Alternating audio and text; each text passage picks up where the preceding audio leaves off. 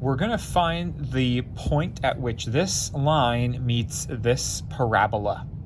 Now I have an answer key here to guide me, but how do you do that? Step 1, set the two equations equal to each other.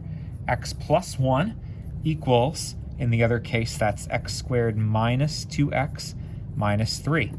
This is a quadratic equation that we can solve. How are we going to do that? Well, I like making one side 0. I mean, you have to make one side 0. I'm going to move the x to the right side, and I'm going to move the 1 to the right side. I'm going to have my x squared minus 2x minus 3, but I'm also going to have an extra minus x, and I'm going to have an extra minus 1. What am I left with over here? Nothing. Now I'm going to collect like terms. My minus 2x and my minus x make minus 3x.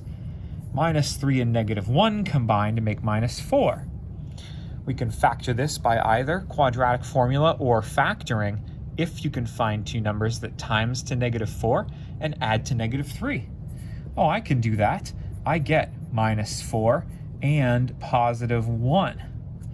Positive 4 times, negative 4 times positive 1 is negative 4. Negative 4 plus 1 is negative 3. Perfect. Now this gives me solutions of positive 4 and negative 1. And as you'll see, those are the x values of the points where the parabola meets the line. How do you get the corresponding y's?